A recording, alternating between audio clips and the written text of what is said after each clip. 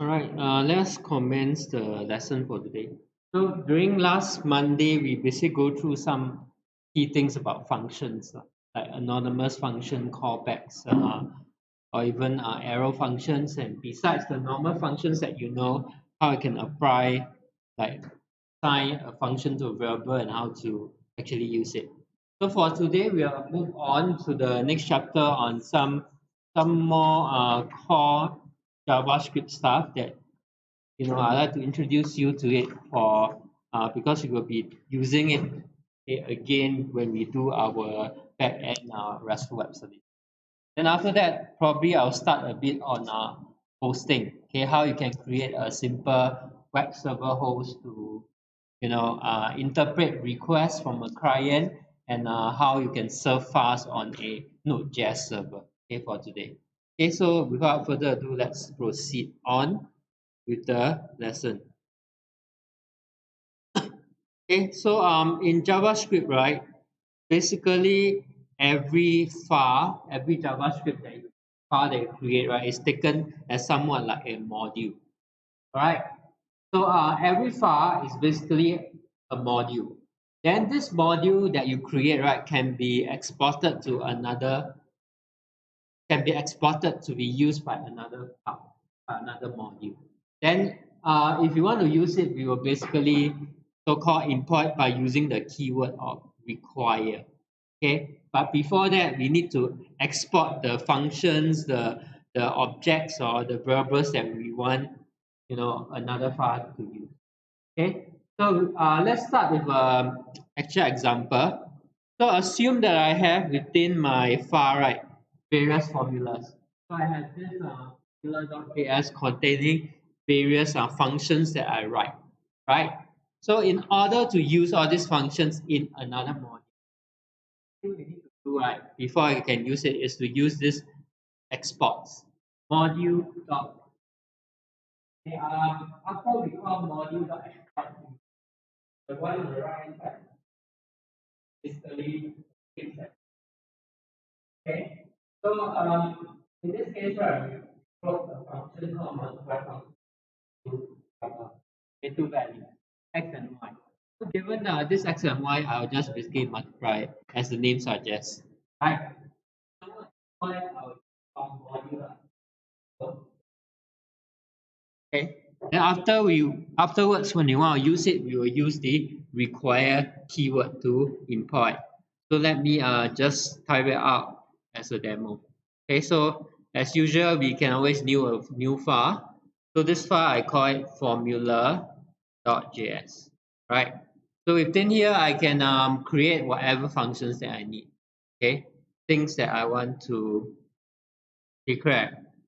Okay, so if you recall, right, we can create our anonymous functions. So this variable is going to be assigned to a function.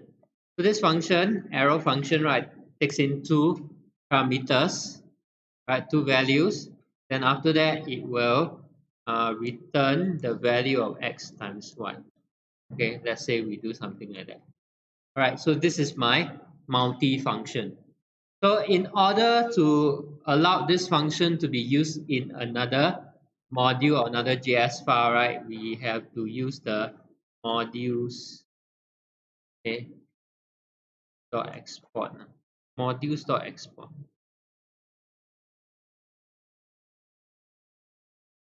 Right, something like this. All right, so we have to without the s module dot exports, then equal to whatever we want to export out. So by default, if you never export anything, right, this function will not be exported. The file will not export anything. So you need to specifically declare module.exports equal to whatever you want to export. Okay, so in this case, right, after I type in this module.exports equals to multi-function, right, I can use this in another file that imports this file. Okay, so one key thing I want to just highlight. So even if let's say you have multiple function, let's say this is the add function, I declare something called add function. right? So this will return x plus y. If I never export add function, I cannot use it. So if I never declare module.exports equals to add function, I will not be able to, use this guy. Okay. Then if I want to export multiple functions, right, I have to probably give it a name, something like that. So maybe I call exports, okay, dot some variable name equals to multifunction. So later when I import, I'll have to call dot m. But before that, let's do the basic one first before we go deeper. So down here I have this formula, right? In another file, I want to use this formula.js multifunction. Let's declare another file called use formula. All right. So in order to use the formula, I need to use the require keyword. All right. So here I call formula equals to require bracket. Okay. Inside would be the file name. Okay, like formula dot slash formula. Dot slash is basically the current folder. Same folder as the current file. I import another JS file called formula. This guy. Okay, you can see in the notes. So require followed by the file name. Without the extension, I just need the file name. So in this case, dot slash formula. I don't need the .js. Dot slash is current folder. Okay, the same folder. Look for a file called formula.js. All right. Then after that, I can just use it. So down here, if I declare as mulfn, I will call it mulfn followed by the parameters I want to give to it. So if I name this as formula, no issue. Then I just have to call formula bracket, let's say 10 comments. Let's try it.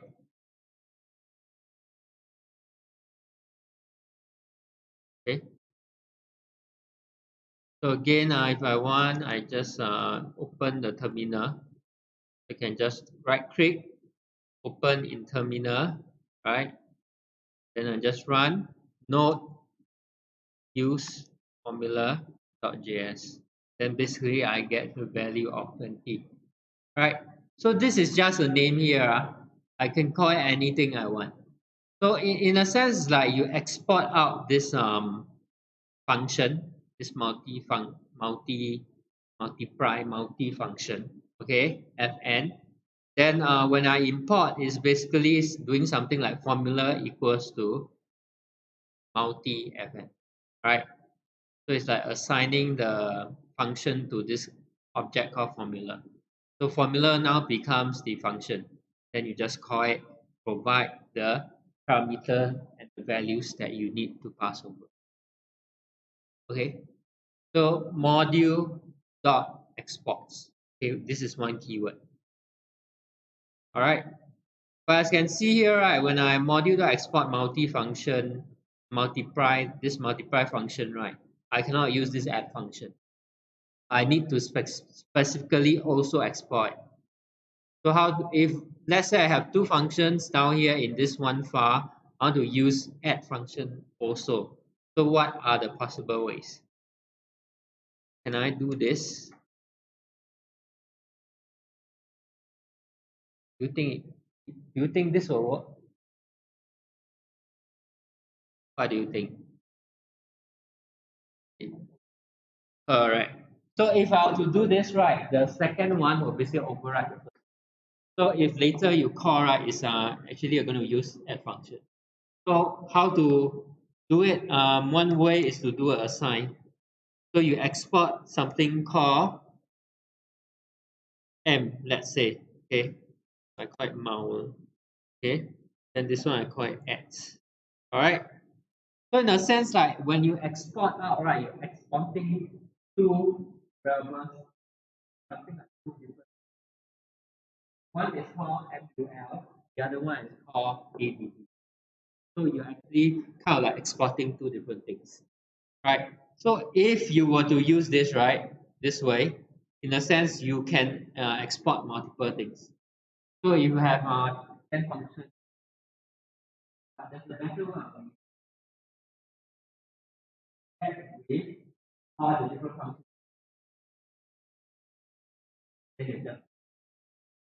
the one we'll see in the exercise later. Okay, so if in this case, right, if I do the export in this way, I'm going to export two items. One is called MUL, the other one is called X. So in my use formula down here, if I want to use the multiply formula, right, I will just do formula dot, what do I call it? All right, okay, MUL. Right, I just call formula dot MUL. Okay, so yeah,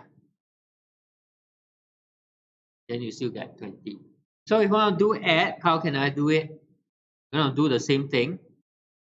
Console.log formula dot the add, right?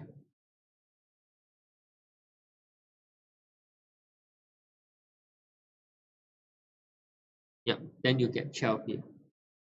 Okay.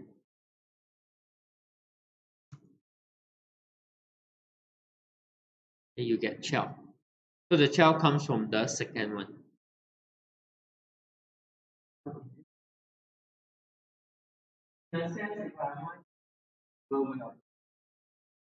You have to take note that without the .mul, without the .add, generally you can only export one thing. Yes. Right, so you have multiple things you want to export, you can give it another name. So you can have kind of like different variable names here. Module.export dot some variable name that equal to the particular function you want to export this way. All right, any questions regarding the first part? So execution will always just run one file. But if that one file wants to make use of other functions, other things that you decline, that you define in another page, right? In another file, you just have to do a module.export. Okay, this is the way to do it. All right. But just take note that you have to specifically do a module.export. So you can't without doing this, right? If you were to do, down here, just call require dot slash formula, it's not going to. Okay. So within that file itself, you must declare the things you want to export. Okay. Yeah. So this is the first item, the first rule that we are going through today. Okay. What else? Okay. So as you can see here, right, if I have multiple functions, it may not be that efficient, right? If let's say I have 10 functions here on the export, am I going to declare 10 variables or going to create an array or what, then put it in? It may be a bit inconvenient. So let's see if there is an easier way to actually do it. Okay, of course, there are different variations, different kind of ways you can actually do it. You want to declare an array, then put all the functions in, export the array. That's one way. But I think the easiest way, okay, let's see. All right, in this particular part. Okay, so the idea here is that we can actually declare one single object. So within this single object is like you can export this one. So you export it. So you create that has and you export that. So once you have the single object, you can use that object dot or the multiply function dot add function. So we can actually do that. Okay, this is the recommended way. Okay, so again, when I do a back-end RESTful web service, we're going to use this way of creating things. So in the model layer, you would actually, in the next lesson or what, you start performing. declare a single object with different functions. So maybe function A helps me select some records from a database. Function B helps me maybe modify a record from a database table. Okay, so you're going to do that. So you might declare what user.js that handles the different queries associated with the user table. So this user.js will have multiple functions. Maybe one to do selection, one to do delete, one to update, etc. Okay, we will reapply this concept later at a later part. But first, let's look at this example now. Okay, so what we're going to do is that we're going to declare a single object. All right, so let me do it in a different way. In chapter 2, let me create another one called formula um, 2.js. Okay, so this is the second method that we're going to create. So we just give it a name. So maybe I call it formula. So this object, I'm going to call this object formula. All right. So this is one object. Within the object, we have this is your curly brace. So it's something like a map like that. JSON data structure looks also somewhat similar. Okay. So we'll go and declare the two different functions. The first one, I'll call it multiply function as per normal. So I'm going to use the arrow function x comma y, right? Then the arrow curly brace. Okay. So this function will basically return x times y. All right. Then I'm going to create a second function for add. So after the first one, the mulfn, right? I do a comma. Okay. Second function, add function. Okay, x, y, then return x plus y. Okay, so let's say we have a divide function.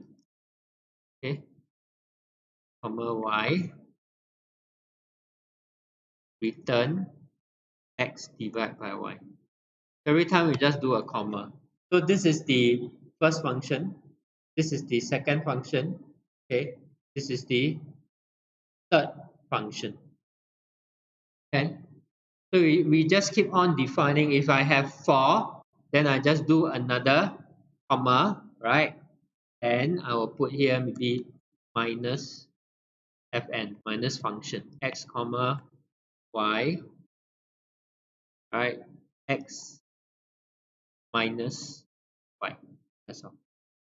So we can create, this is like one single object. Nested within this single object, I have something, item called multifunction that is basically a function that helps me calculate the value of x times y. I have another item called add function, another item called divide, and finally the last one called minus function. Okay, so I can do something like this. So what do I need to export in this scenario? Just this guy, formula. Okay, so I just need to export out this item, this object called formula. Then once I have this formula object, right, in the other page when I use the require, I can dot mulfn, dot add fn, dot minus function. So I can use any of this function directly, after I import it in the other file. That's all. All right.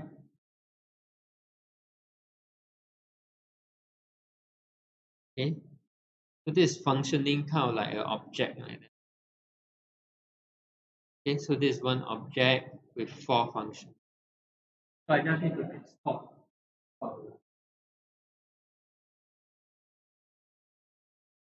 All right, any questions? So this is how okay. So since I only have one item to export, I don't need to use the .x .y equal, right? So I can just do a module .exports, okay, equal formula. All right, that's all. Okay. So I just need to export one single item that has multiple units of formula.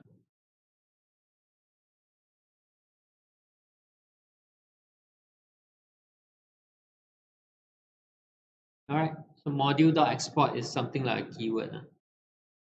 So now, if I want to use this formula tool, right? Let me create another file for this example here. So I just right click, new file.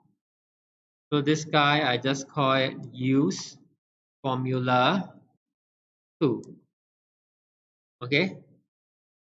So again, I'm going to just import, so I can give whatever name I want to the variable that is imported over. All right. I can say formula equal require. So the keyword here require, right? Single quote or double quote doesn't matter. So dot slash, okay, dot slash formula 2. Okay, so I'm basically importing formula 2. So what did formula 2 export? It exported this object formula, right? Which is this object here. So now this whole thing, this formula object that I declare here, is now imported over and assigned to what? Another object called formula. Okay, so you can call it formula, you call it formula 2 or whatever, doesn't really matter. Okay, so that item, that object, right, with that 4 functions is now imported and assigned to formula. Okay, so since it's assigned to formula, I can use it already. So in here, I can just do just call the function as per normal. So I can call formula dot add. Okay, maybe try something else. Minus fn. All right. So maybe I'll do a 10 minus 2. Okay.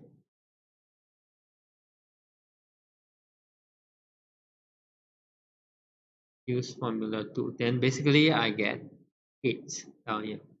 Okay, this shows that the minus formula, I'm able to use it. So if I want to use the multiply, right, also no issue. I just do a formula dot mulfn, say 5,6. Okay. So down here, I just do a note, then I get 30 for the answer. All right. So should be pretty understandable. So this is just exporting and exporting. So when I export, I use the keyword module.export to the item I do export. Okay. So if you want to export more than one object, then you have to do the .x, .y, or whatever one different for that object. Then when I require, it will basically pass that object over to whatever you assign on the left hand side the name object. Okay. So this is how you can export. Any question?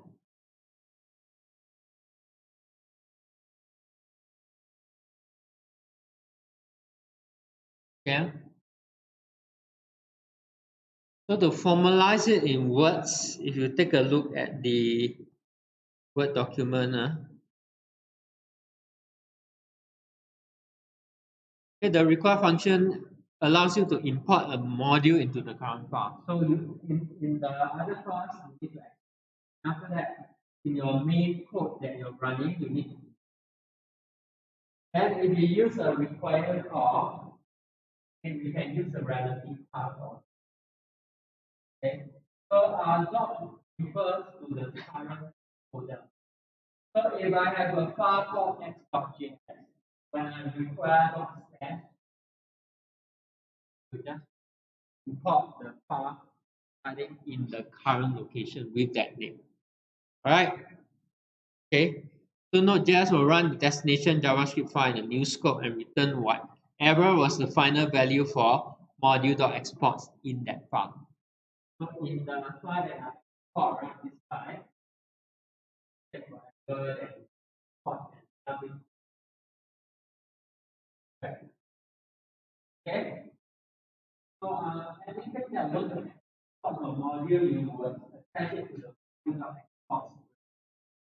Alright. So by default, if you take a look, right, it's actually exporting nothing. By default, it is defined to be a new empty object.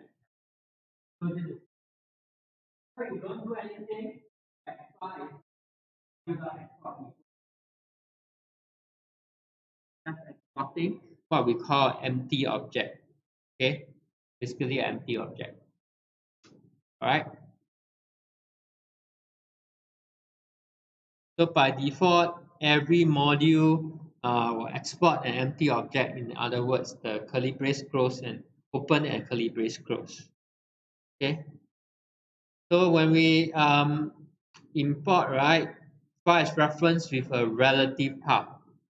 So if let's say, let's take a look at this as an example. You have C drive, you have Node.js directory, then you have file 0.js subfolder.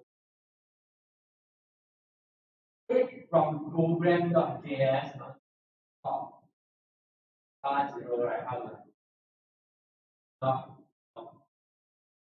so go one folder up, so go and require define dot slash.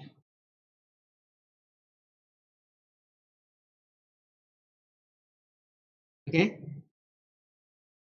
But if I'm in file 0, if I want to import,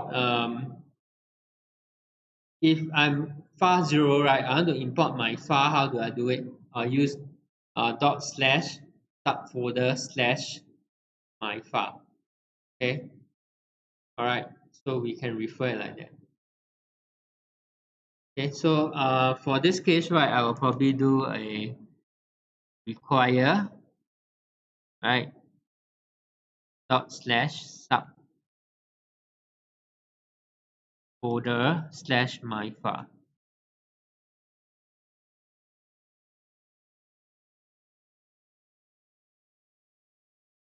Okay. Or this one, if you want to import. Then if let's say I'm program file, right, if say I want to import file 0 into program.js. Okay. So in program.js, right, how to import? I will just call require a dot slash file like this. Okay. All right. So this is how I can import. So from here, program.js, right, is inside subfolder. Dot slash will go one level up, so it will be in Node.js. So from Node.js, I just call file 0 like that.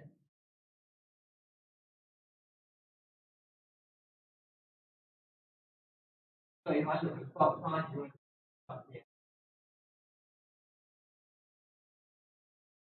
extension. So this is going on. Okay, so we folder you go one level up, so you go above the stuff like that.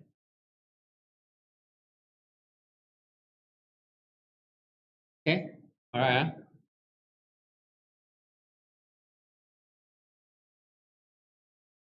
Okay, so now as a mini exercise, we're going to combine the concept of modules, callbacks, and error handling into, okay, by adding some constraints to the current application that we have.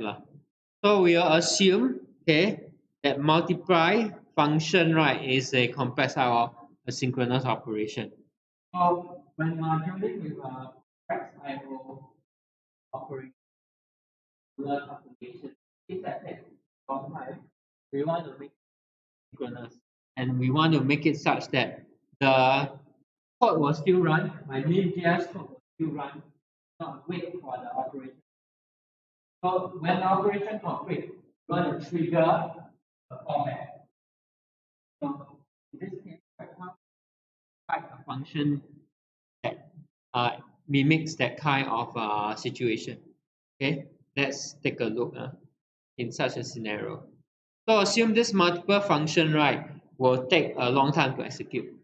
All right. So maybe inside, right, I will have some assume some complex formula. Number one, will process multiple function. So I make this into a callback, okay, as a callback function. So take a look at the code here. Again, I have my multiply function, right? So after the input parameters, you also accept a callback.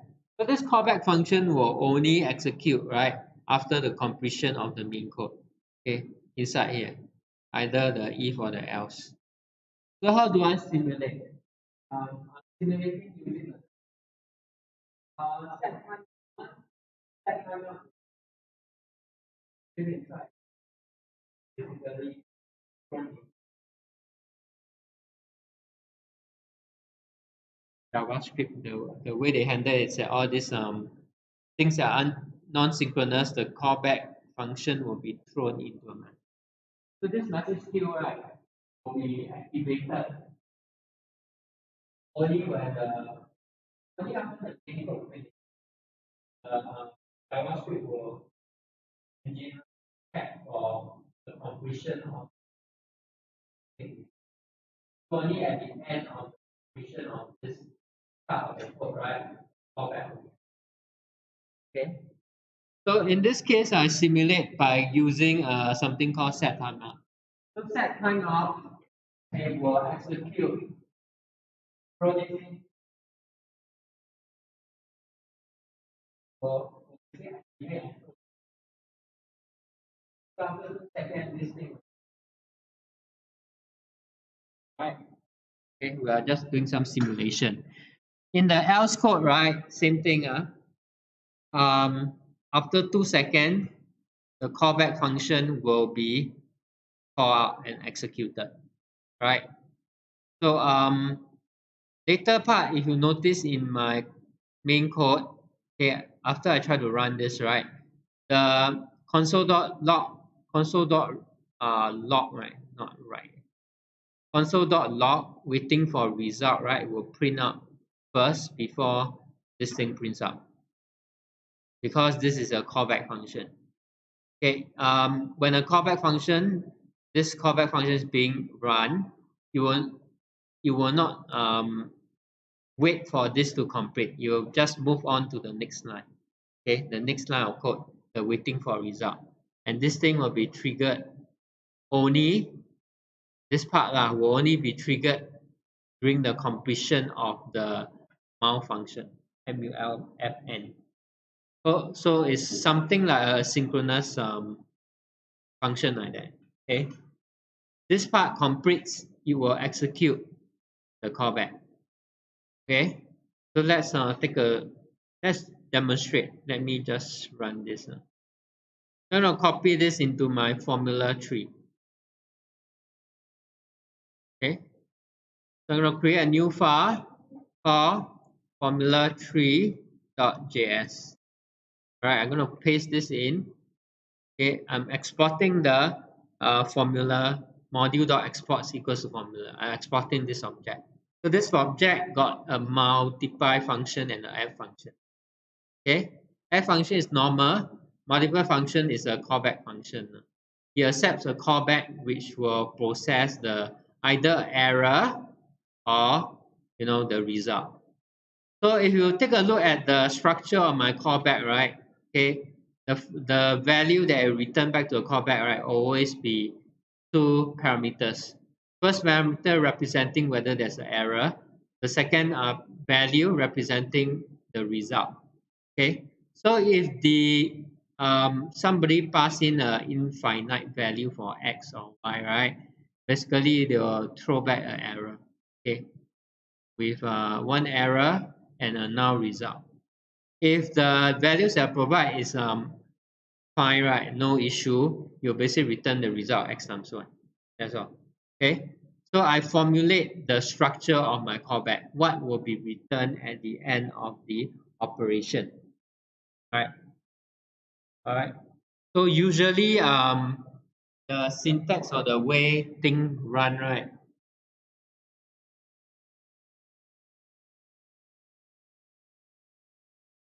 So when you deal with database, one first when you at the nearer to the thing and we normally may look at sub-services.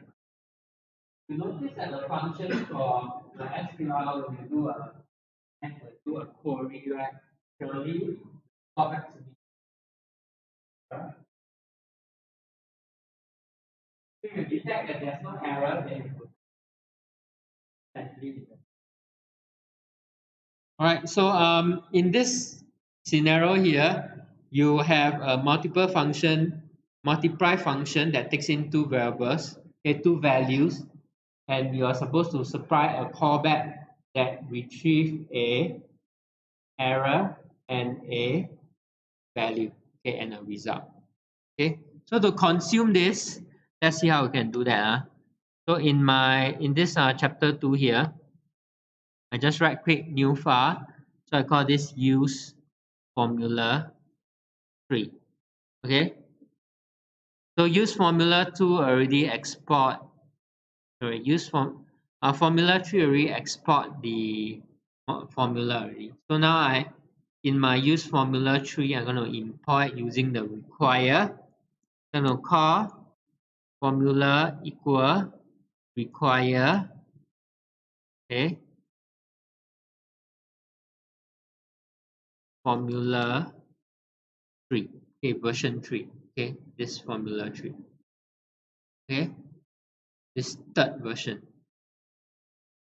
All right, so if I want to call the multiple function now, how do I call it? Okay, I will have to supply a callback. So I'll just do a formula dot mulfn. Okay, so I call the multiply function. What does the multiply function require as a when you supply to it? X and Y representing the values that you want to multiply, followed by a callback that handles the result that's being returned. Okay, so let's try. So I'm going to throw in, let's say, 10 and 5. Then here is my callback. So my callback, the first part will represent the error. Right? The second part will represent the result. Okay, the data of the result. All right. Okay. So my callback will retrieve the results accordingly, the error followed by the result. So when can we process the result? If there is no error, okay, then I will maybe do a console.log result. All right. Else, I will just do a console.log the error message. All right. So I just do a console.log.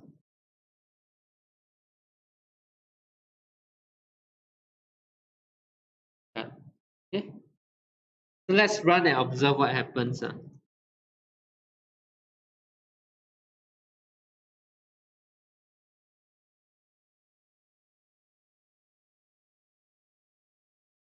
Let me check.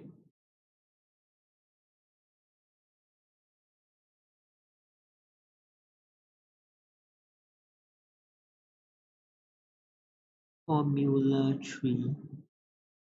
Oops. Okay, then do the dot slash. Yep. You'll notice that it prints out done first, then after that it prints out 50. Because the multiple function technically, right, the callback will only execute after the completion of MUL-FN. So MUL-FN, the multiple function is now currently simulating a operation non-complete. Right. So when you call the multiple function, the result will be S and Y. So this part of the code, line 3, line 10, doesn't prevent line 12 from running. Okay, because this is a callback. So the callback will handle the return of the error or the result. Okay, this part of the code will run when it's time to run. So we will prevent the chain of code from being for a long so line 12 will proceed to run. Callback will handle output of the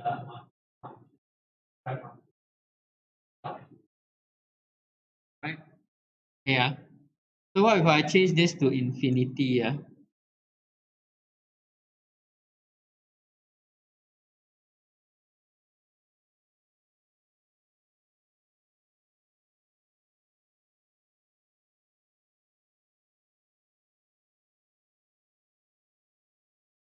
Okay.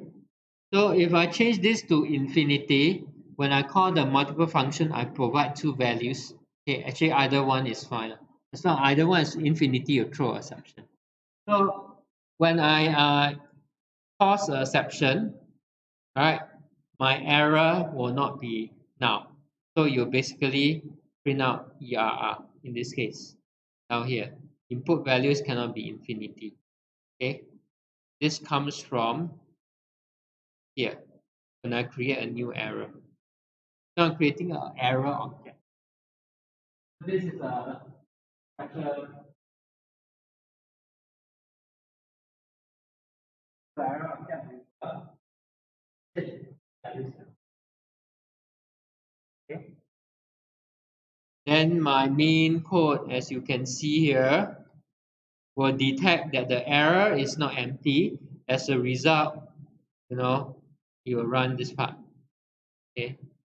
This is with there's no error, print out the result. Otherwise, print out the error. Okay. This is what this code is doing. So if the error is not now, right, I'll print out the result.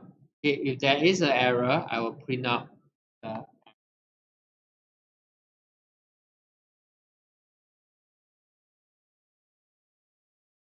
any questions are regarding all this, how you import, roughly how do you consume? At least you need to know how do you supply a callback function to a something like non-profit. What is the difference of how you write something? How the feature of the SQL query, SQL library to a query, let's say something like this. Okay, something like that. You return a callback that looks somewhat like this. Okay, so you contain error with empty result or a empty error with some result. This is actually what happens when you query the database. If a error was created, right, the code will just be an error. But if you manage to fetch the result or do something right in the database, will probably return you empty error. Something, something. Okay, so why you need to have an idea about that. But how to handle such patterns? IO stuff or you're dealing with database. Okay, so their callbacks is generally in this kind of format, whereby I have an error result. Okay, error data, error result. Meaning what? So more than two, more than three. And so if I want let's say I want to customize this, right? I can always create a third one. So let's say, I don't know, I just hard code something lah. Okay, so now I have basically a callback that returns three values: 1, 2, 3. So we want to handle this in my use formula. I can always declare another value here. All right. So regardless of whether there's error or not, let me just lock up the x value. So it should get me 100. Or we try something. So the first one return, the error one return me 100. Then the non-error one, I just hard code to 50. Let's say. Okay. So let's run this use formula 3.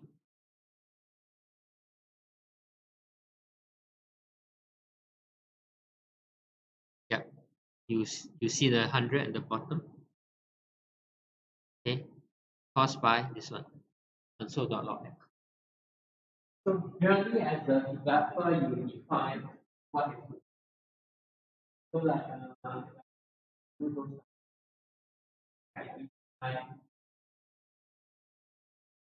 function type. So it's really up to you. If you want to return 3, 4, 5, you can do it. Okay. So this is basically your callbacks lah. General. All right.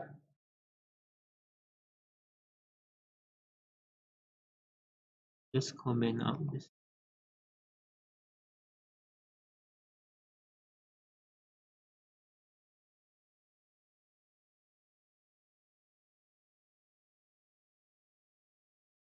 If I have 2, then I just handle 2 long. If I have 3, then I just handle 3. You can return more than one set. 2, 3, 4, 5, 6, up to you. Developer, you decide. Okay. Any questions before I move on to the next chapter already? So next chapter we'll be looking, generally by now you should have some of the key knowledge that you require. Okay. Handling of throwing errors, handling errors, exporting stuff, importing stuff. Okay, all these will form the basic of the knowledge you need for the backend website. Okay, so next chapter we'll be looking at Node.js, the HTTP server, the basic library, okay, that you can basically use to now create your own HTTP server. So far,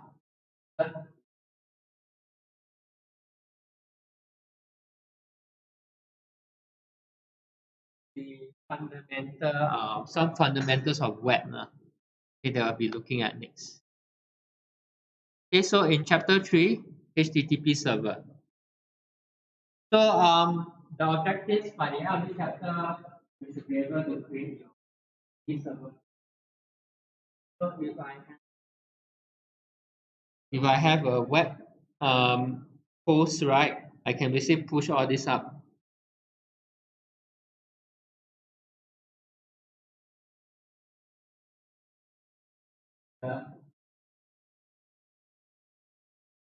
Right. So let's before that, right, just some basics of HTTP, so that you, for those of you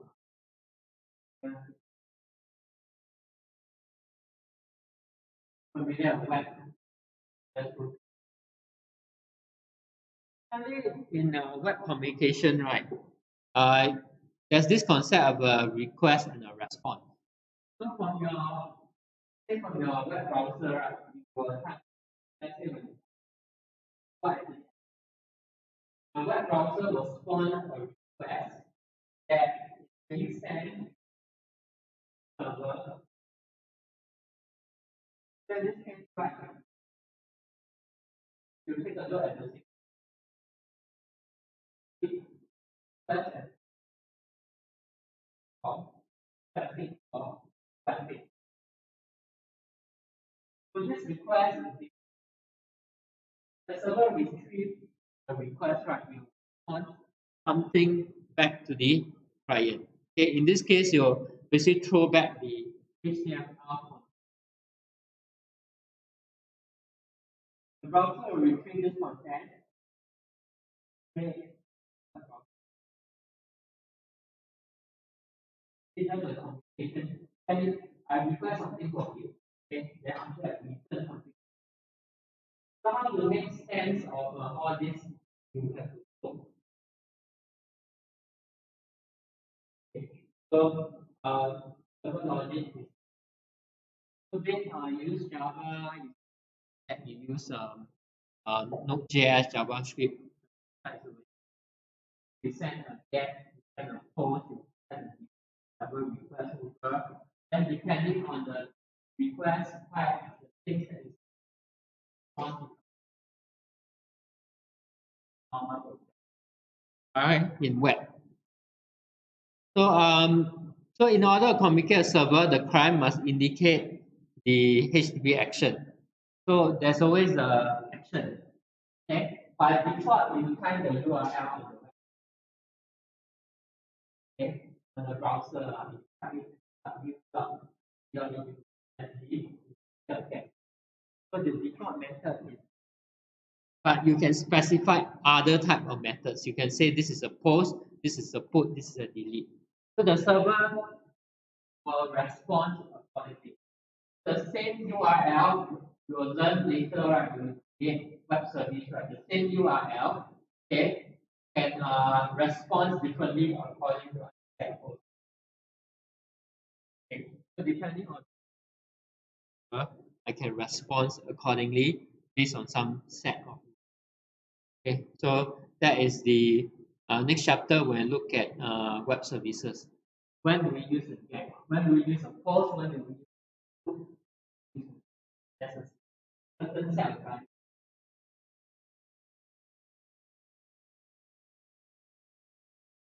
right. So for this course, we'll basically focus on get, put, post, and pop.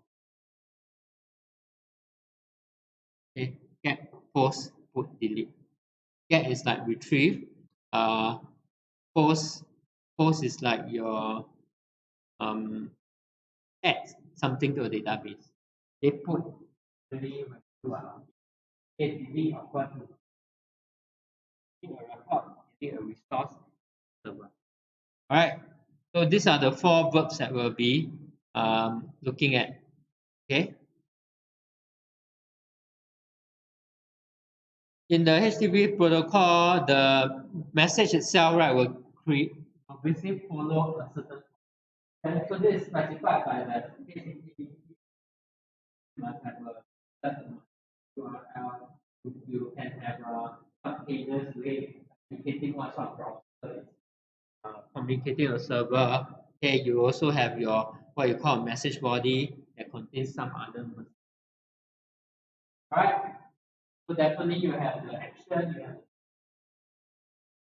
the server receives the request, you retrieve the data from data storage, the package this in some appropriate way.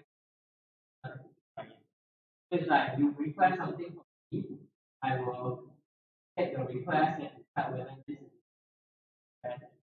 one is based on okay, which you will actually code accordingly. So the data format typically HTML, CSS, JavaScript, or JSON format. Okay. So for RESTful web services,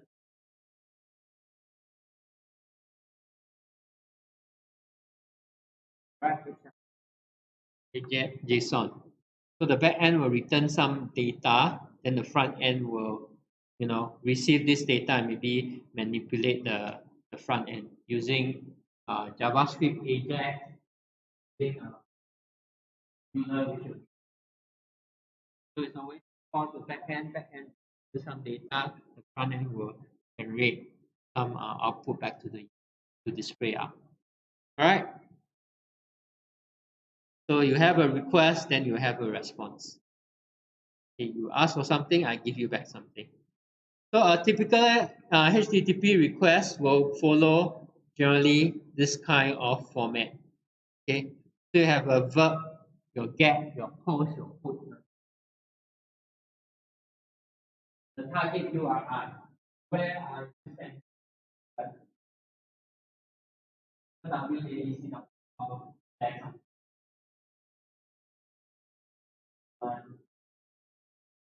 A request header, okay. The header will contain some info. Your maybe your user agent, what are you calling from the browser, things like that. Okay. Then your request message will be some miscellaneous data. So if you are uploading a file, message. Okay.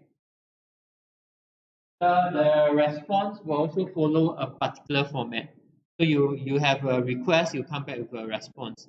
So again, you have the response code, okay, like okay, 4 cannot be found, etc. So you have a code. Again, your HTTP version 1, code 1, or what.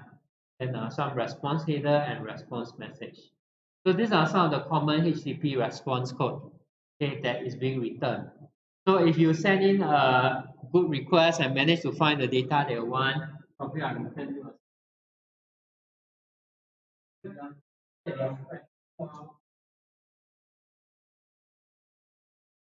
summarize for BDD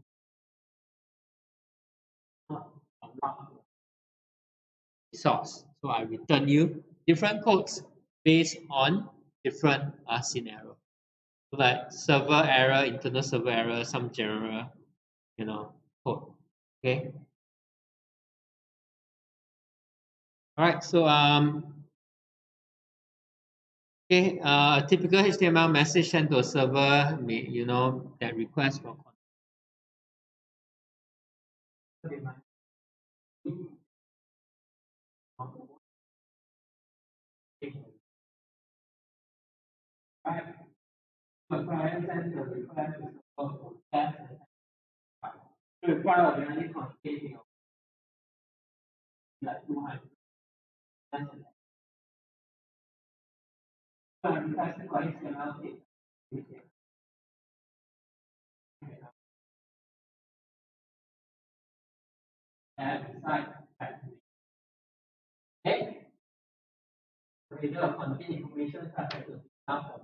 coding of the return message body, etc. So let me just do a quick Google. So if you want to look for a request packet, format.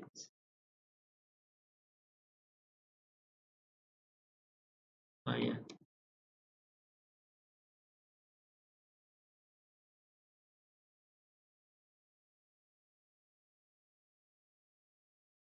Yep, I think this one has it. Okay, something like this. So your request packet will probably look something like that. Your HTTP, the date you're sending, what server are you sending to, last modified, okay, your length, okay, your content type, etc. This is the response. So what server is it running? Like Apache, maybe HTML, Java, or what? The server serving your uh, the hosting server, okay, the data, etc. Then a blank line followed by the response data. Okay, so this could be from your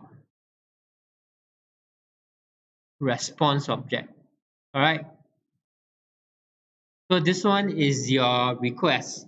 So you might be sending, you're requesting for a file and you're sending the book ID. This is the message body. Okay, the parameters you're sending. You're looking for pick book ID 12345, author dan artikel. Okay, sending from where? Okay, Mozilla Firefox. All right. Okay, then you're able to accept like if JPEG images, you're sending a request to www.test101.com. Okay, this is a GET request. From this server, you're looking for a subfolder document / test.html. So this is a typical message. So from your client browser, let's say you type this URL or what, you send a message to the server, then the server will reply with the necessary data to output it. Okay, so the next stage, right? Okay, after we kind of like understand some of the basics of the request packet, right? Okay, we will be later will be looking at how we can write a mini server. Okay, using right. So beside this HTML code, server can also encode the data in JavaScript. So the application for assignment for web services, right, will be using on.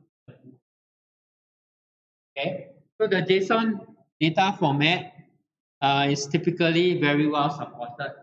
So when you look at the web API, right, data, they all written. Right. So you look at the different open web APIs online, right? Okay, most of them I would say, a big number of them serve JSON data. Okay, let me see whether I have an example. The LTA one. This one. Yeah. So to give you an example, even if you were to subscribe to the LTA data more API, right? Okay, they host their web services, and the web services generally return you data in JSON format. Yeah, something like this. Right. So if I were to make an API call,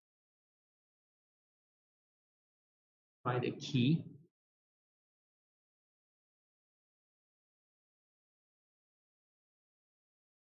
I think I may need the key. Did it?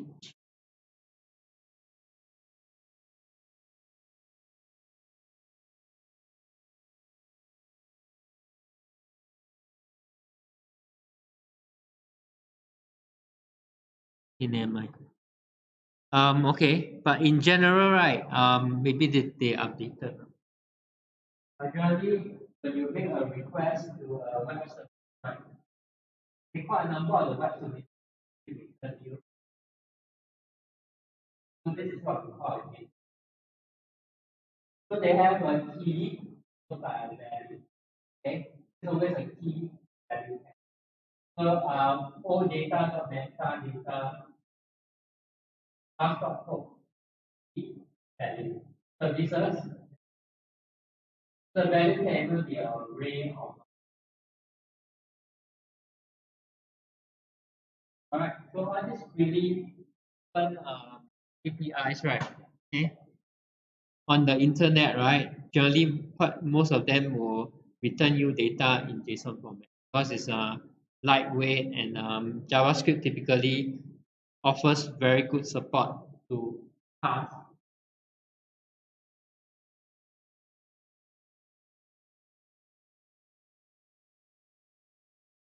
Even if you are interested in writing your own app, all this is basically web service call. Okay, so they provide, like LTA, they provide all the web service, RESTful web services. So you have to register with them to get a secret API, which then call their URL, try your IP, for example, they can query online, okay, the real-time bus data. Okay, it's here. So this is still working.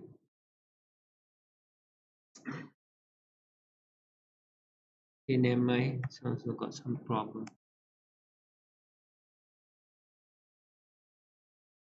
Yeah, still can find. So this one, right, is just a mini app that I tried previously to pull real-time data from the API, the LTA API. Okay, so it tells you the bus arrival time, the concept of the all those apps, I think. basically calling an API. Then the API will produce the data, then just have to process it, pass it. This basically just this is real time live. 19131 is the bus stop at Dover. Okay, so this is the arrival time for.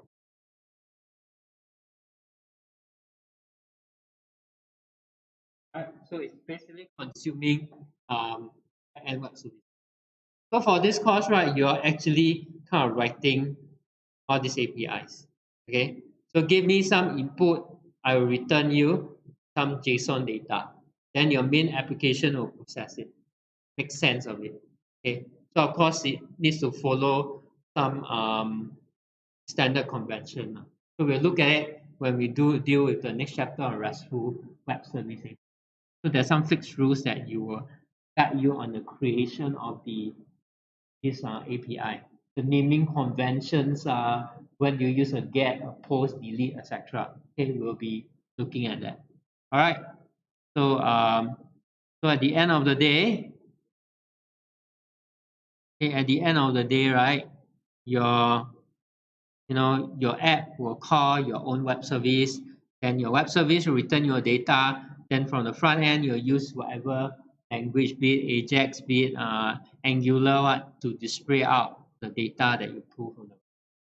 So this is ultimately the objective that we are looking at. Okay, all right.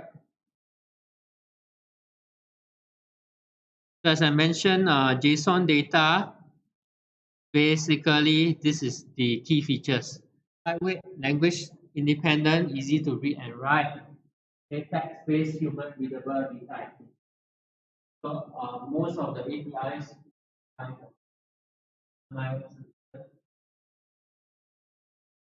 JavaScript is very suitable. Libraries are possible. Okay, so this is a format of JSON as I mentioned. You have key value, key value. This is the key. And let's say this object is called X. So in JavaScript, I want to retrieve the name. I just call other case I just call. Right. So this is easily processed. So I can also have multiple JSON objects. I can have JSON within a JSON. Right. So this is a JSON. This is key value. Here you have a key, right? The value is basically a array of. Okay. So my students will point to an array. Then my index 0 will point to a top. Square base 1 will be the second student, square base 2 will be the second. So I structure away the key value. So the value can be another string. Okay, so it can basically the common like things like so we have students. All right. Yeah. So conceptually, let's take a look. So if I have a student object that looks like this, right? I want to change this into a JSON. I'll just call JSON. Okay. So when I pass this, this thing, this student one will basically then if I want to access the name, I just call submit, okay.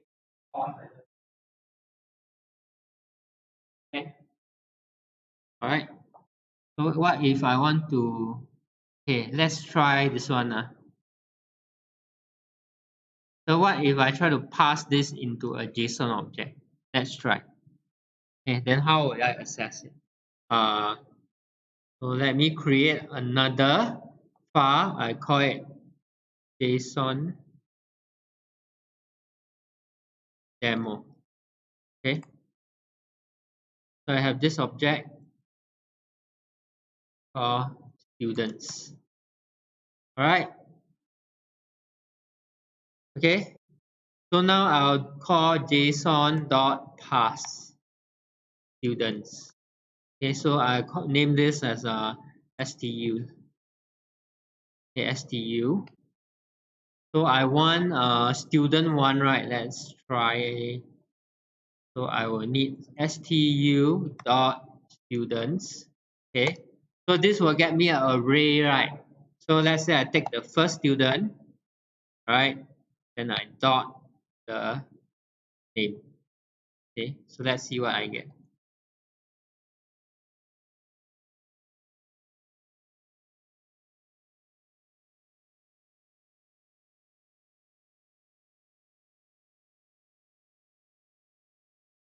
All right. So I'll just do a note JSON demo.js. Yeah.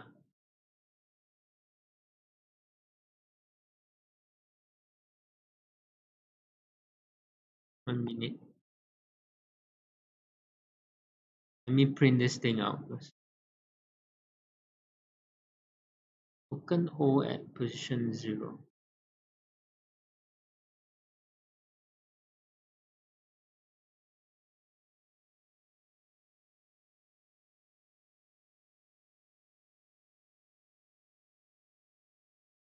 Something with the JSON.pass.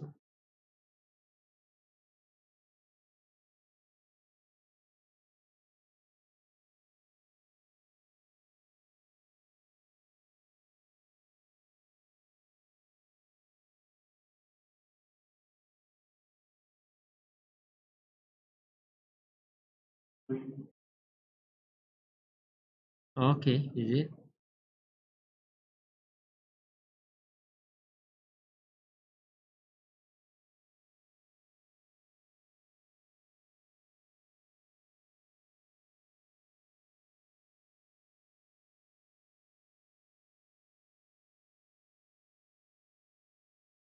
Okay. So no need to pass. I try this.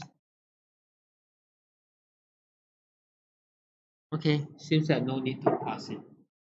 Can directly access it. So this is already considered for students, right?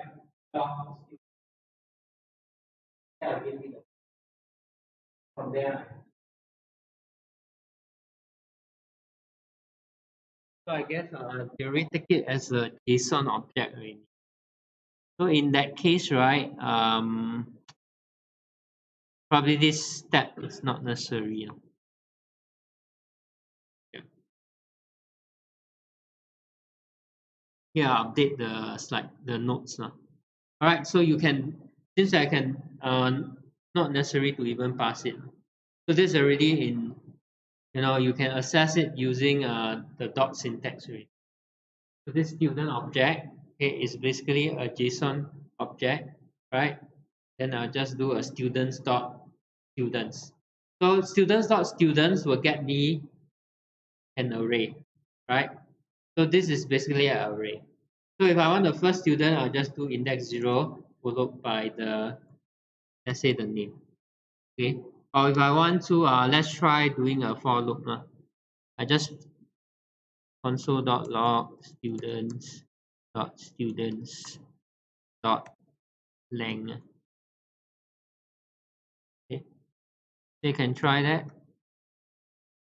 So I should get 3 right down here. The confirm is basically an array. I do a for variable I equals 0, I less than students. Maybe I retrieve the array first. Stu array equal students dot students. Okay, so this will be still array dot length I plus plus console dot log still array I dot name. Okay, so it print out the data for every student. Yeah, John, Mary, Jack. Okay, of course I should comment out this. All right. Yeah. So I can directly, given this object, I just have to dot the key. So this is the name, the key or the name. So when I call students, I'll get back the mapping value, which is this array, right? So given that this is an array, I can do a for loop. So for each of the item, I retrieve index 0 will be the first guy. So first guy, if I call dot name, I'll get John. Second item, if I call dot name, I get Mary. Third item, I call dot name, I'll basically get. Okay. So this is how you can essentially process a JSON object. What object is JSON? JavaScript already supports data very well in this way. Okay.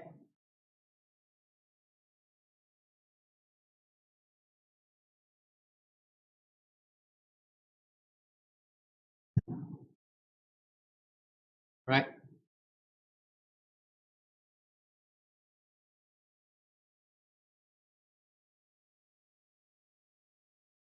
So now let's go through one demo.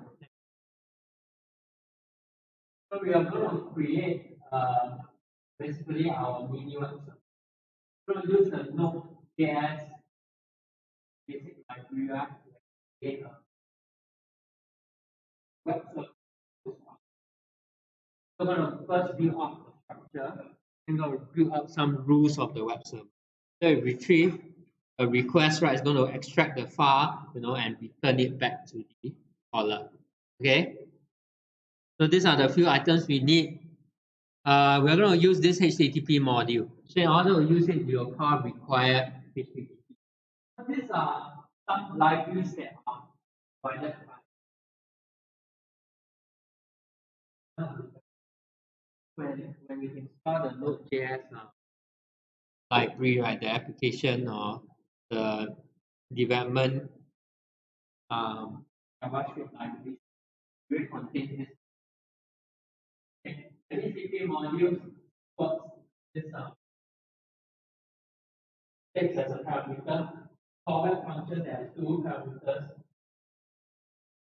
So a request will represent the request coming from the client, okay, the caller. Okay. The response will represent the response that will receive. So somebody sends a request to try for it. So this HTTP library and okay.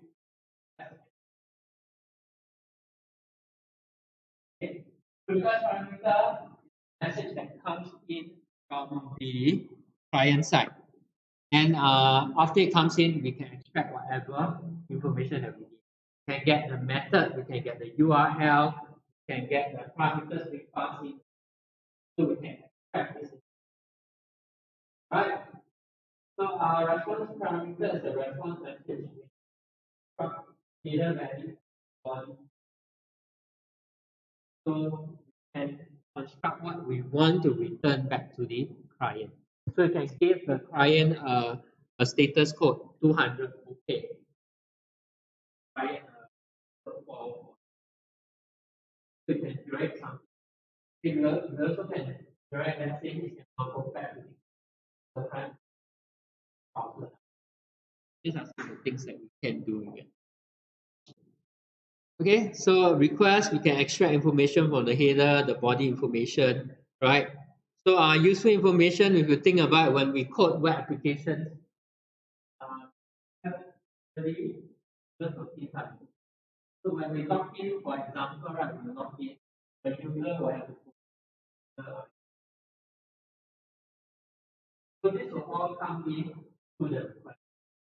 Okay, or when we do a simple search, looking for to let's say we do e-commerce app or what, we do a search for particular category. I want all items from um, uh, grocery category, for example. And we will supply this parameter across. We can extract it from the right. Okay. So this is actually what is happening. You have a request, then you generate a response. So this request will contain some information that the client provides to you. Okay.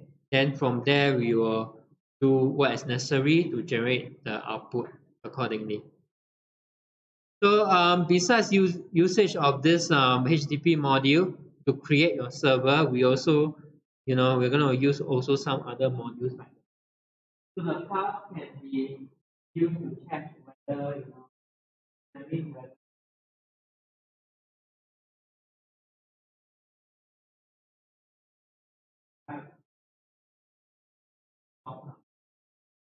so when you so it allows you to convert the relative path to the so these are some of the functionalities the path module can do. Okay, the file module we can use it to read and write file. So if you are requesting for index.html, I already have the file. I can use the file module.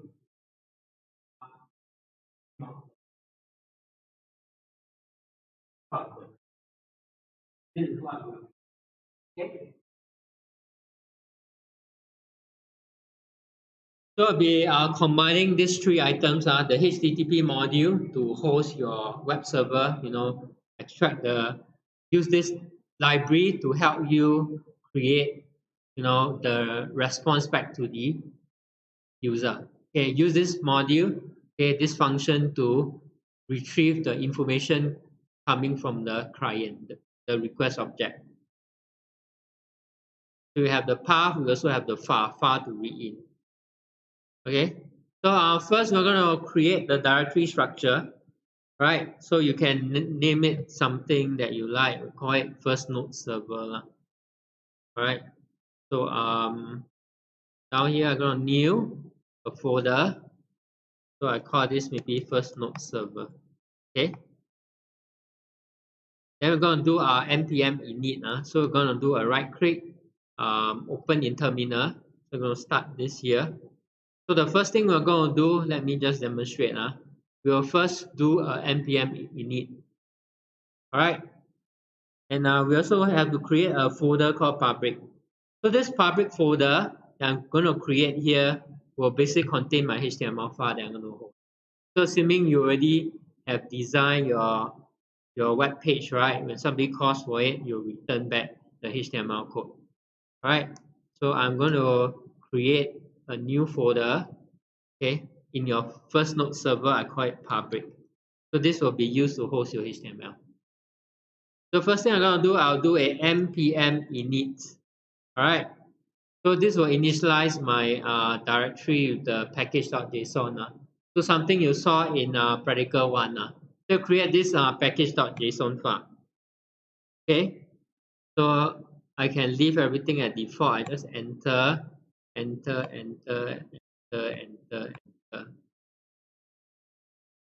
So I just type yes. All right. So this is my package.json, right? Contains some information about my project, the dependencies I have, etc. So this is my file that I create here. So once this is done, I will move on to the next step. Okay. So this is roughly the default settings. So contain the information from the about this project. Okay. So you can also maintain information like the dependencies, right? So I'm gonna copy this first, right, inside my server.js. Okay. So in my main first node server, not inside the public, I'm gonna create a new file called server.js. Right. So require HTTP. Okay, using the HTTP library. My host name I just set to be localhost on my local PC. Okay, port 3000. You can always change it to a different port if you want. The default port for Node.js they set as 3000. This one is up to you, which port you want to use. All right. So as you can see here, http.createServer is a takes a callback function, right? So this callback function will receive two values, one representing the request, the second parameter representing the response, correct? So for now, right, we're not doing anything much. We're just returning a status code 200. We're setting the header to be HTML, and this is the output that I'll return back to the user. So I'm not really hosting any file now. I'm just holding the response back to the caller. So if somebody types in my URL address, your URI, this part of the code will be run. Okay, your create server will retrieve the request and run this code here. Okay, this is a callback. So every time a request is made, this code will be run. Okay, this code. So you call it 10 times, this code will run 10 times. Right, for every request. And currently we are just returning status OK with some text, welcome to Node.js. Okay, so once this is done,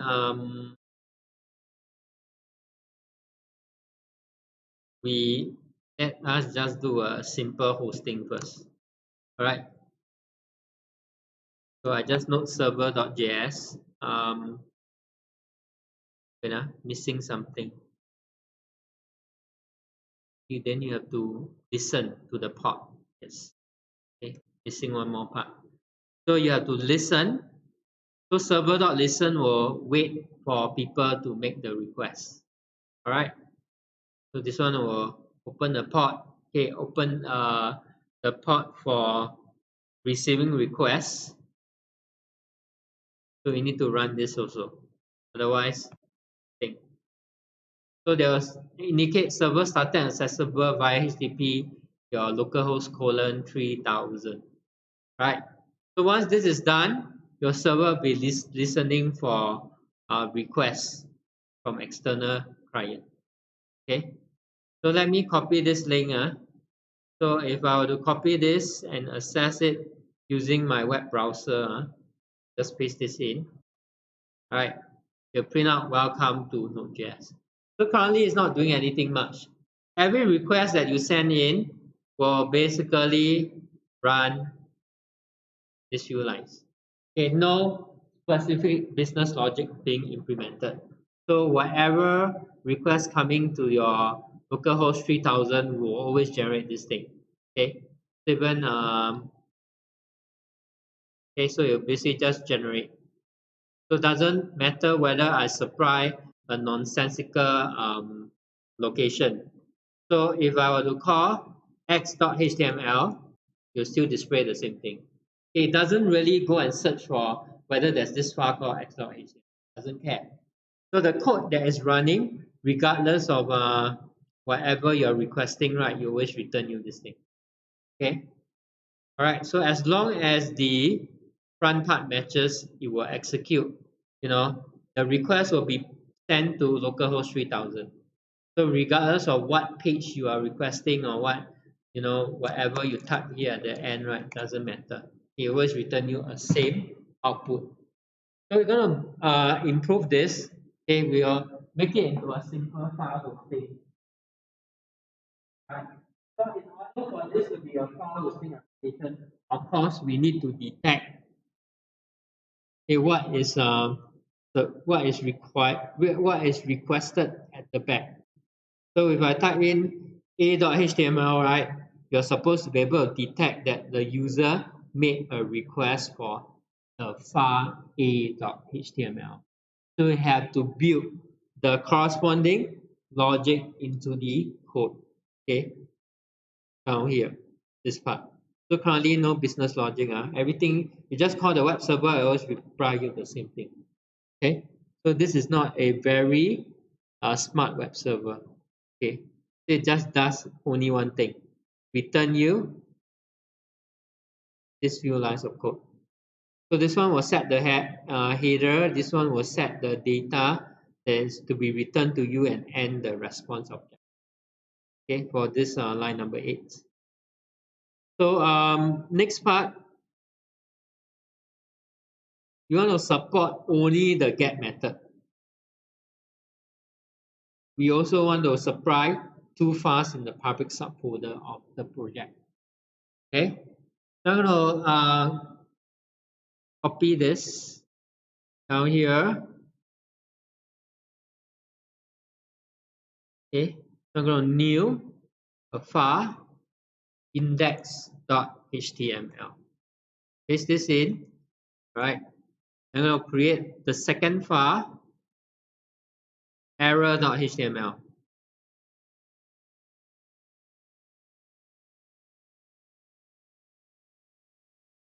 All right.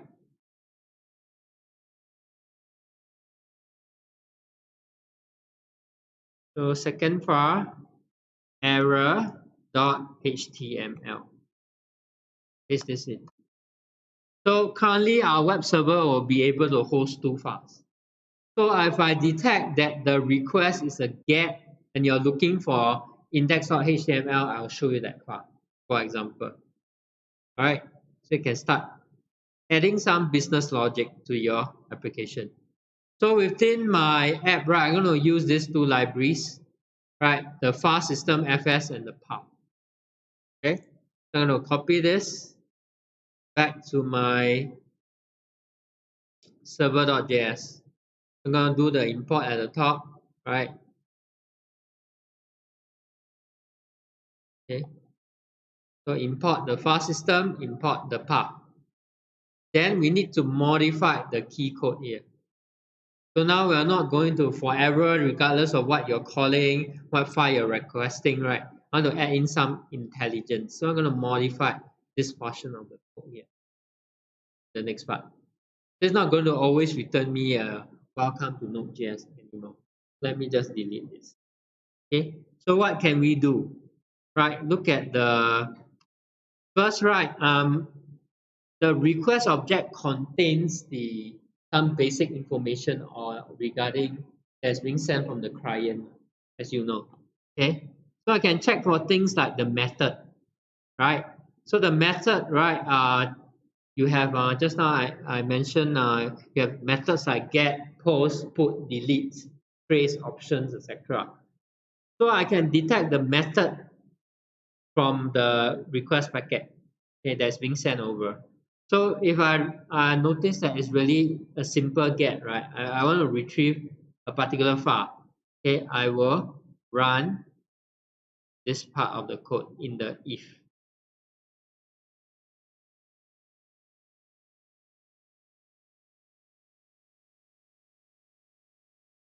Okay, all the way here. Okay, so I'm supporting only method get. Okay, so let's copy the if first and I explain a bit.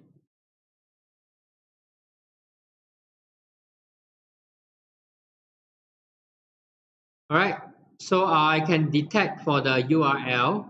I can also detect the method.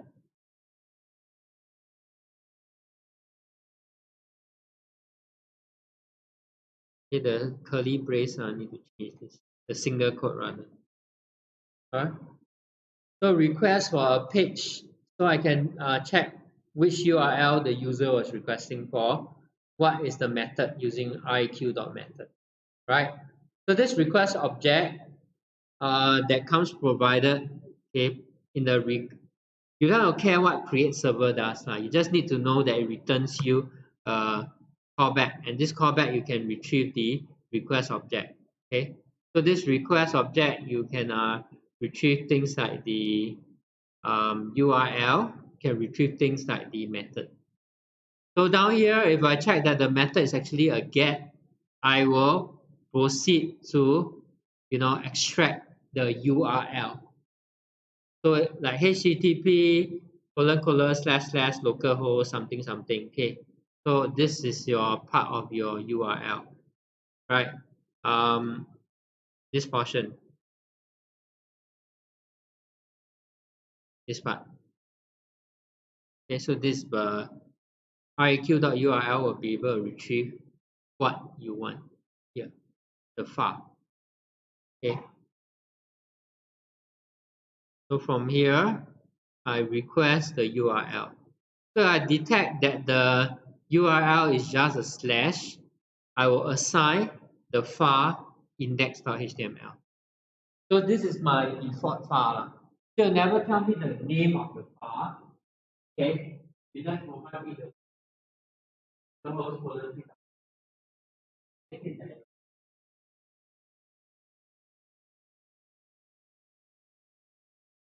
Sometimes you auto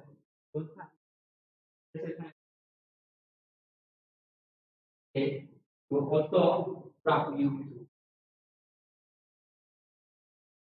So this is the same concept of if you didn't request for any you are just requesting for the domain, the key domain, right? I will give you the. So once I retrieve the decided on the file URL, this part right, I will resolve, give you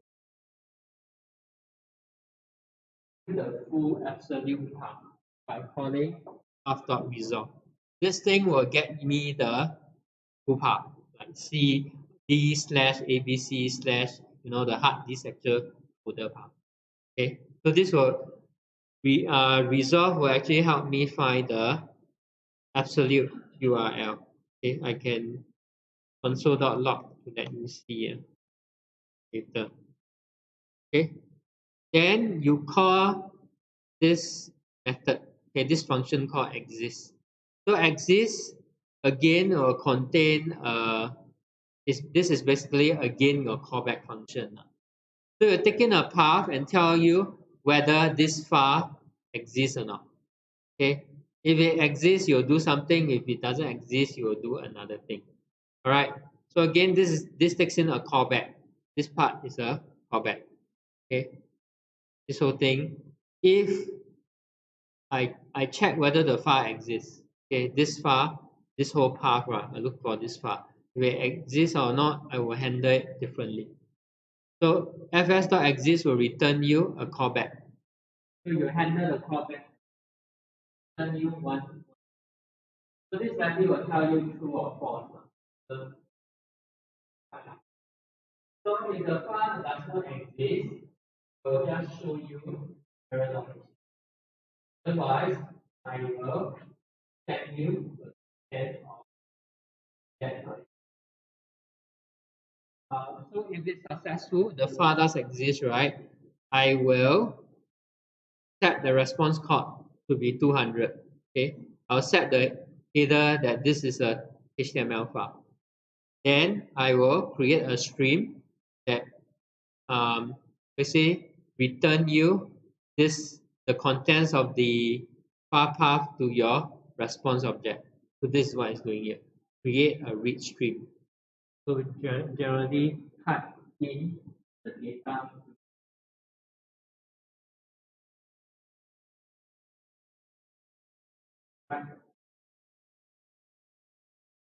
So if you provided a path that is correct, right?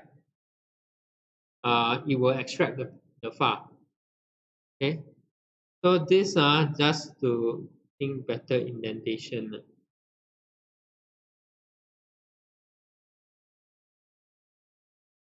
This is not inside the if. The if only contain this one.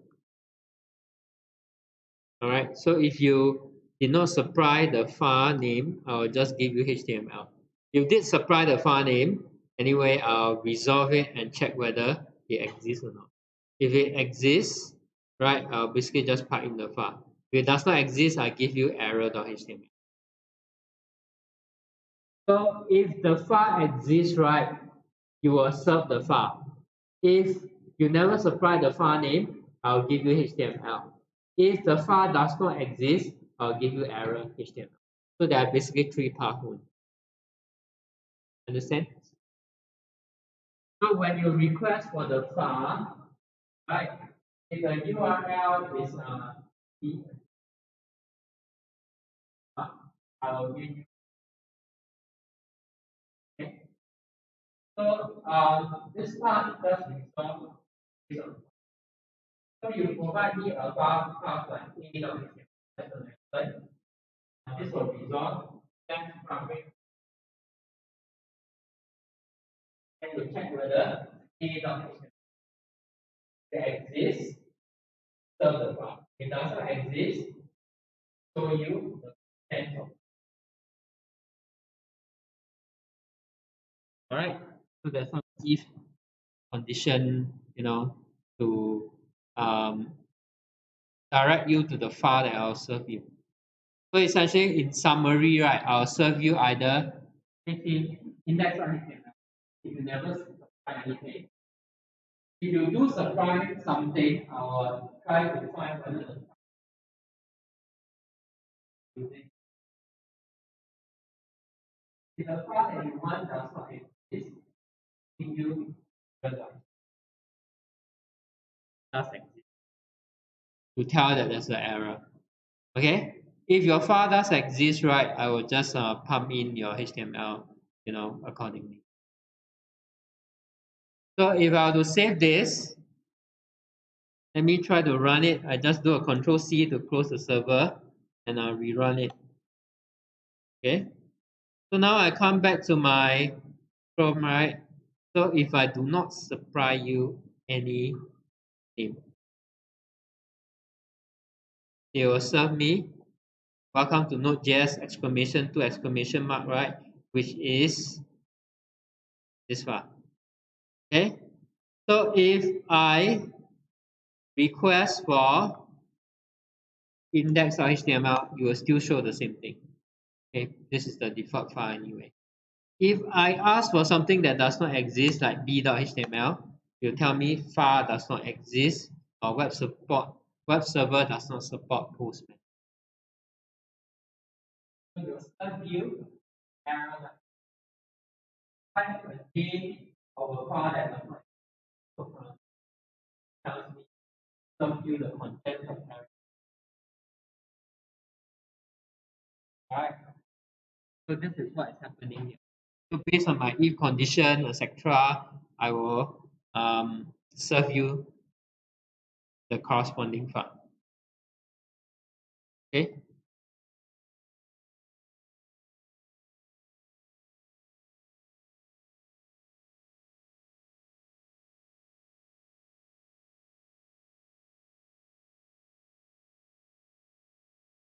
So this will handle the get method. All right. So this other part of the code will handle non-get method. Right. So currently, I don't have that. I'm calling a get now. So this part of the code is currently not running. I can make it run. Yeah, I can by using some other program. So let me go back. Let me just try it now. So this is get, right? If method is get, then I do all this. Else, okay, method not get. So this is basically method not get.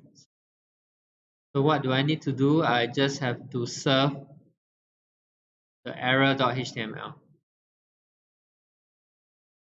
Okay, so I probably do something like that here. Okay, so it doesn't exist, then the file URL will be equals to error.html, resolve it, then I will create stream and pipe it to the response. So this part of the code will run in the event if the method is not get. Okay, so the method is get, I run all this. Else, okay, I show you error.html. Creating something like a simple file.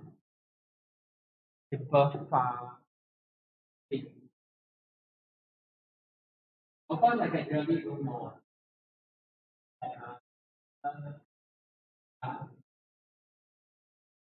But this is basic.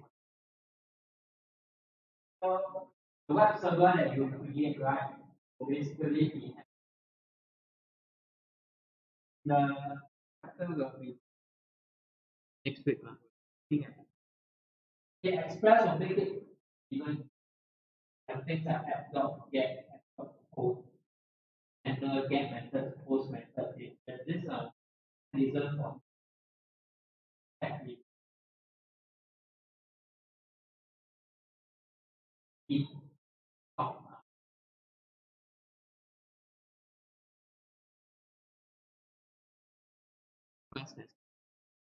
Okay, so this part is a handling method, not get.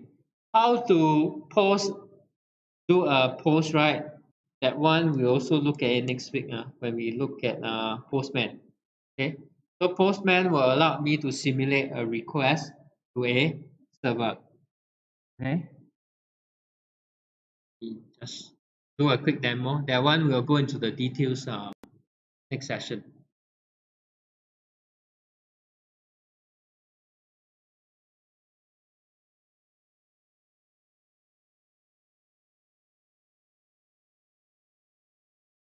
Okay, anyway, if you are using Postman, right, currently you can select the what type of method you are sending. So I can send a get, I can send a post, put, delete, etc. Okay. Then I can supply the body with parameters if I need to. So this we'll take a look in more detail next time. So now, right, if you look at the current local host, right, let me just stop it. Okay. So the target will be HTTP localhost 3000.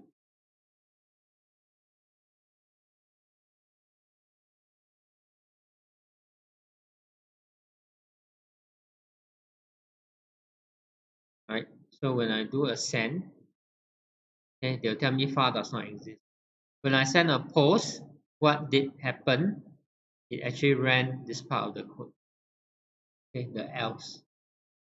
Because I only handle get with get, then I do this. If post, I will run this. Channel it to error.html. Right.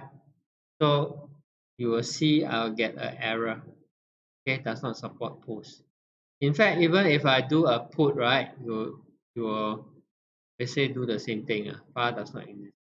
Okay, but if I change this to a get, it will work. Okay, you tell me welcome to Node.js. Alright. So this tool, which we will be going through in detail next session, yeah, you need to basically download it. We'll look at how we can simulate a request of a particular method, okay, of get, post, delete, or whatever, and how we can simulate data to the web server. So if let's say I use a post, I can embed within the body different parameters and different values. Start simulating something like a form of JavaScript. Okay. And in fact, this thing, right, can even generate the code for you. If let's say I want to run a code to, I want to send a post request to the server, this server, right? How do I come up with the JavaScript?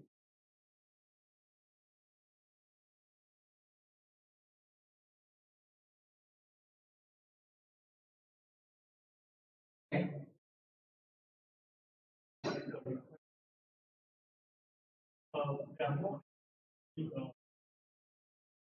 Get post delete option. There's a lot.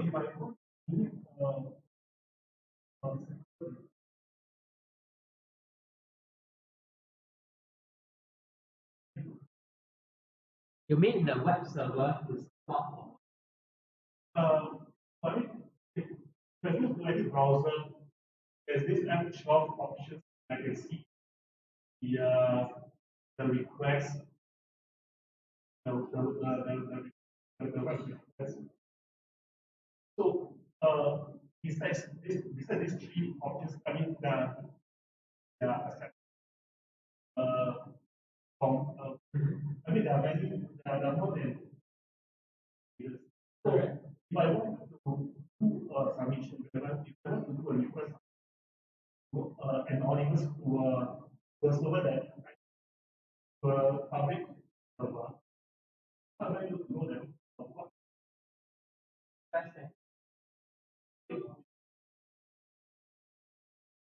Okay. Some if you really want to take a look, you must look at the HTML backend code lah. So let's say, let me try let me try a website. So let's say you're looking for a search. This one should be a get lah, but essentially you can always view the page source. No? Or another way, right, is that you can intercept the request. What data is being sent over. So let's say this one, right, this form, you know that, okay, this form is actually doing a post. And these are the data that's actually sending over. If you go to access this form. Okay, from the security perspective, people use tools to sniff like it's just for information lah. Something like web. Okay, so in security they use all these tools to sniff the packet getting out of the browser. I give you an example, right?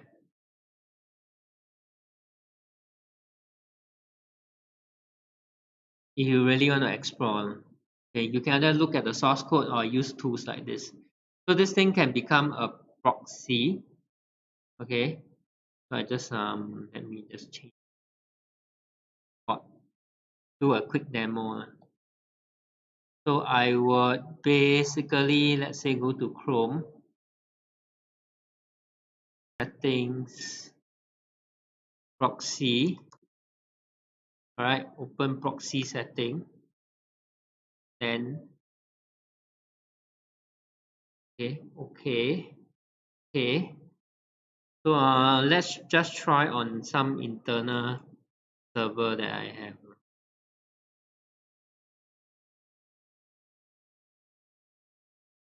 So I can basically intercept the packets coming in.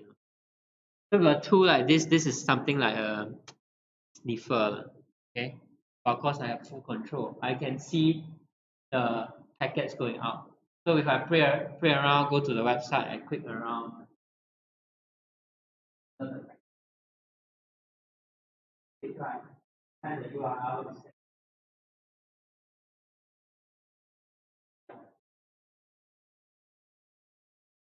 All right. Then I can keep forwarding. So if I'm at this web page now, right, I enter something here, then I click login, right? I can also observe what is being sent over. Okay, so this is a post request being sent to this host, user agent, the cookie, what is it sending over?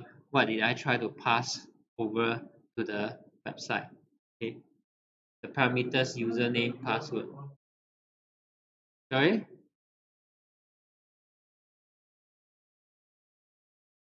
I don't think it does to that detail of this.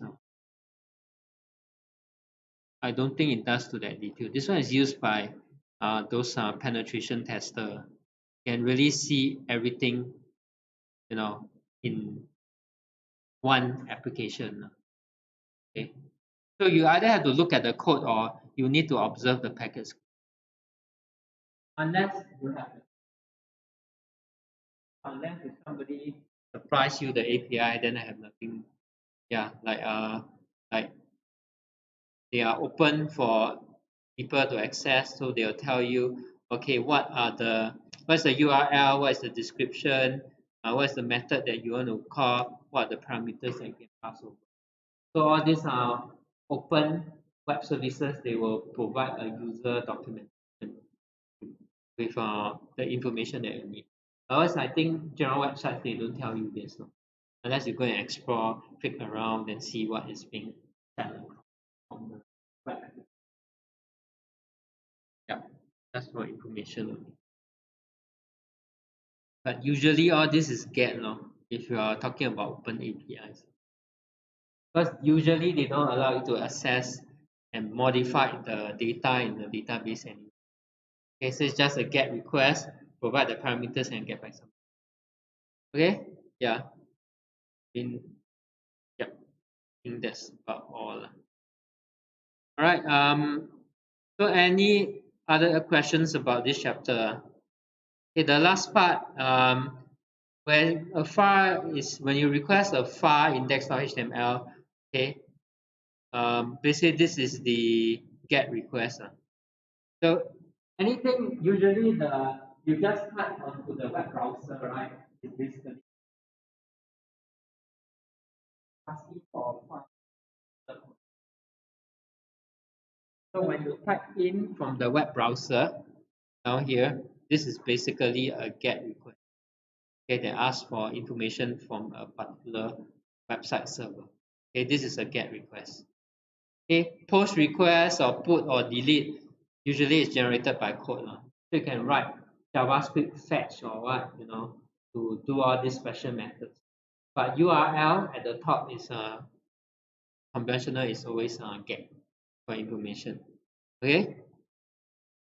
So when you request for a file, right, this is a GET. When you type in the browser URL.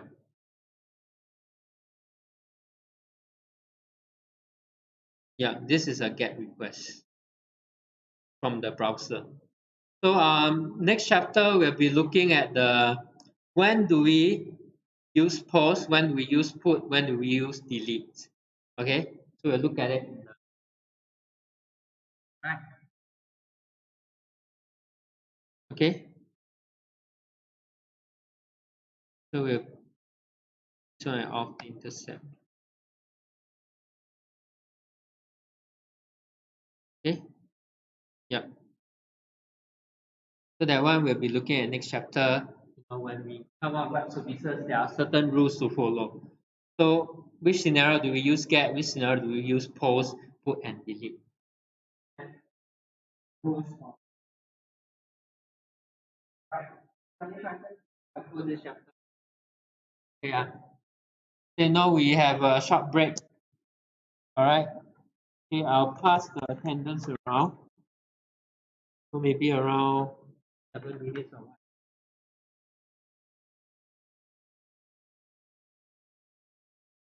We'll finish up the tutorial one. Then we have some time you can try out the next tutorial. Practical 2. Okay, later I'll just run through the solution for practical 1. Okay.